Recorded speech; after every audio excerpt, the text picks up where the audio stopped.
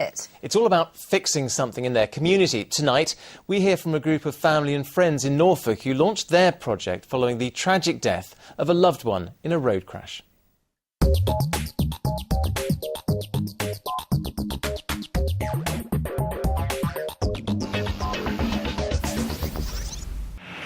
Steve is not the first and he definitely won't be the last. He loved his bike, he loved to ride. But if you can understand how I feel and how all of Stephen's friends and family feel, then maybe you won't speed quite as much or overtake in silly places. My name's Daniel Lake and I live in Norfolk in a small village called Thompson. Our ITV Fixes project is to produce a film on road safety to show to the younger kids what the dangers are. My brother Stephen was into bikes a lot and he had a motorcycle himself, and not long ago he was involved in a motorcycle accident with a car and he died on the road. He was 18. Just shocked, confused, you know.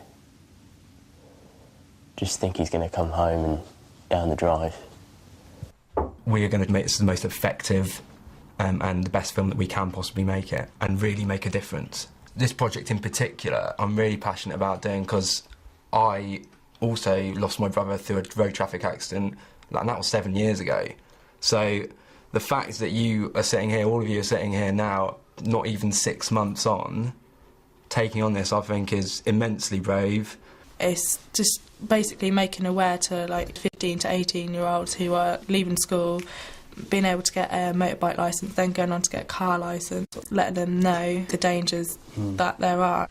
I really like your poem, Georgia. It's quite emotional, and I was thinking maybe later today, as sort of a preliminary thing, we could do a bit of filming, and that can sort of form some kind of backbone to the piece. You know that friend who's always there, the one who sticks by you no matter what. They won't judge you, won't talk badly of you behind your back, and will always be there when you need them.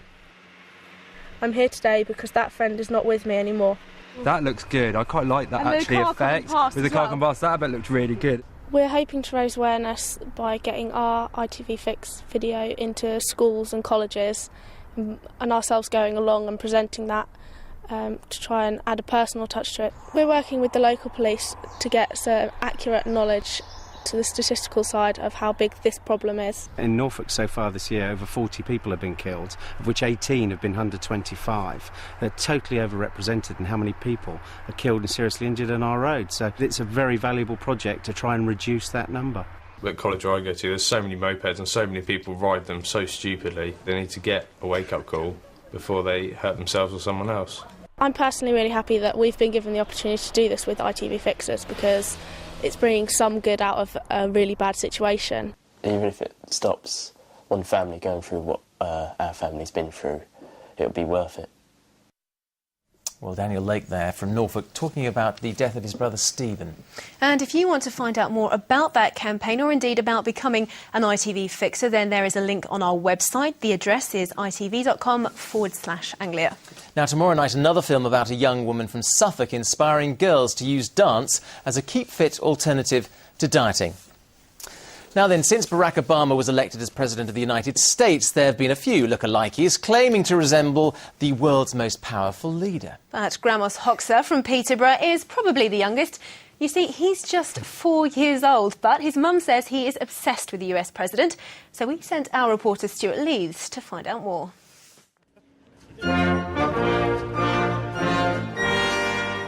The statesmanlike walk, the sharp suit. There's no denying that 4-year-old Gramos Hoxha from Peterborough is every inch a tiny replica of US President Barack Obama. He thinks Obama is great, you know. He said, "Mom, I look like Obama. I want to be like Obama. I want to be Prime Minister of England when I grow up." So, you know, Obama is an inspiration to him, and I think, you know, he's a great role model for Gramos. There is definitely a likeness between Gramos and President Obama, but there are a few subtle differences. Not just the fact that Gramos is only 3 foot tall. Puddle! I also doubt Mr. Obama's mum wipes his nose. And even if he wanted to, I don't think the US President chases pigeons on the White House lawn. Gramos does appear to have a similar policy on the environment, though. He is very keen on electric-powered transport. And he's also perfecting Obama's election slogan, "Yes, we can." That's it! asked me before, he said, "Is Obama my dad?" I said, "No, he's not your dad, but, you know, he's somebody that you can look up to." So perhaps Gramus does have a future as a Barack Obama lookalike. The only problem I can see is that you have to pick him up for a photo opportunity. Stuart Leiths, Anglia News, Peterborough. And they were both looking so sharp in their suits up until that last one with thumbs up, bless him. But he looks fantastic and clearly obsessed by Obama. Yeah, it must be tough as well, mustn't it? So thinking about world peace and whether to have fish fingers for your supper as well. So there we go. Tough decisions in life, eh? That is almost it from this evening, but here's what to expect on the national news in just a couple of minutes. Coming up. Now, regulars amongst you will know we've been asking you to send in your Christmas traditions, and we've had some cracking ones, pardon the pun, which we're going to be taking a look at closer to the very big day. So now we'd like to see some of your favourite Christmas snaps, photos you would like to share with the Anglia audience that sum up Christmas for you, whether it's the carol concert, the tree with presents being ripped open, the lunch, or the walk afterwards, or simply your favourite Christmas scene. Well, whatever it is that sums up Christmas for you, email it to us along with your name, where you're from, and a brief description of the photo as well, if you wouldn't mind. It's Jonathan Becky at ITV.com. There it is, Jonathan and Becky at ITV.com. Send them in. We'd love to see them. Talking of Christmas, there are plenty of festive events coming up across the region. Amanda popped out to one in Norfolk early this afternoon and has tonight's weather from there.